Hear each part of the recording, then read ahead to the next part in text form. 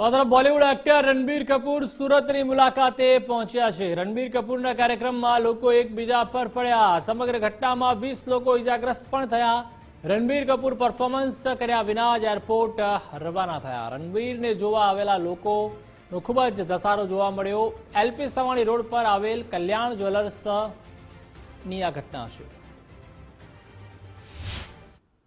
સુરતના અડાજણ વિસ્તારમાં ખાનગી જ્વેલર્સના ઉદ્ઘાટન પ્રસંગે ફિલ્મ ઇન્ડસ્ટ્રીઝના અભિનેતા એવા રણબીર કપૂરને અહીં આમંત્રિત કરવામાં આવ્યા હતા અને તે દરમિયાન રણબીર કપૂરની એક ઝલક મેળવવા માટે તેમના ચાહકો છે તે હજારોની સંખ્યામાં ધસી આવવાના કારણે અહીં ભાગદોડ મચી ગઈ હતી।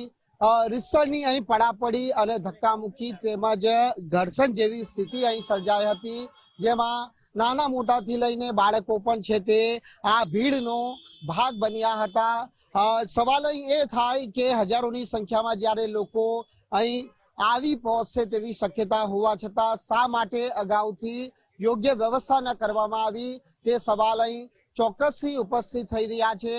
સ્થાનિક સૂત્રો પાસેથી જે પ્રમાણે જાણકારી પ્રાપ્ત થઈ રહી છે તે મુજબ સ્થાનિક પોલીસની પરવાનગી લેવામાં આવી છે, પરંતુ અવ્યવસ્થા સર્જાય તેવા કારણ હોય તો પછી આગોતરું આયોજન શા માટે ન કરવામાં આવ્યું તેવા અનેક સવાલો અહીં ઉપસ્થિત થઈ રહ્યા છે। હાલ જે પરિસ્થિતિ છે તે કાબુમાં છે, પરંતુ જે પ્રમાણેના વિડીયો સોશિયલ મીડિયા પર વાયરલ થયા છે અને જે પ્રમાણેના ફોટોગ્રાફ સોશિયલ મીડિયા પર સામે આવ્યા છે તેને જોતા અહીં રીતસરની ભાગદોડ એક પ્રકારની મચી ગઈ હતી અને હાલ જ્યારે રણબીર કપૂર જ્યારે અહીં આવ્યા હતા ત્યારે આ ભાગદોડ જોઈ અને રણબીર કપૂરે વચ્ચેથી પોતાનો કાર્યક્રમ પડતો મૂકી અને એરપોર્ટ રવાના થઈ જવું પડ્યું હતું।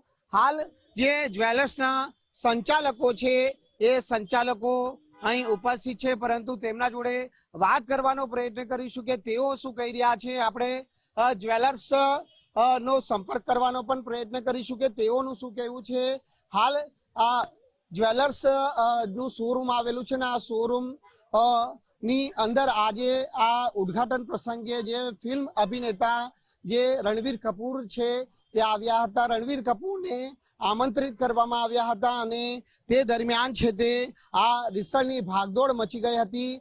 હાલ પરિસ્થિતિ સંપૂર્ણ કાબુમાં છે, પરંતુ સવાલ અહીં એ ઉપસ્થિત થાય છે કે શા માટે યોગ્ય વ્યવસ્થા ન કરવામાં આવી। જે પ્રમાણેના સ્થિતિ જે ઉદ્ભવી હતી તે સમયના જે વિડીયો અને ફોટોગ્રાફ્સ સોશિયલ મીડિયા પર ફરતા થયા છે અને તેમાં પણ સ્પષ્ટપણે જોવા મળી રહ્યું છે કે જે લોકોની ભીડ છે તે બેકાબુ બની હતી અને આ બેકાબુ બનેલી ભીડની અંદર જે નાની મોટી ઈજાઓ છે તે અંદાજિત 20 જેટલા લોકોને થવા પામી હતી। ત્યારે સ્થાનિક પોલીસ પ્રશાસન આ મામલે શું કાર્યવાહી કરે છે તે એક મોટો સવાલ અહીં ઉપસ્થિત થઈ રહ્યો છે। કેમેરામેન વિરલ વ્યાસ સાથે રાકેશ બ્રહ્મભટ્ટ, ગુજરાત ફર્સ્ટ, સુરત।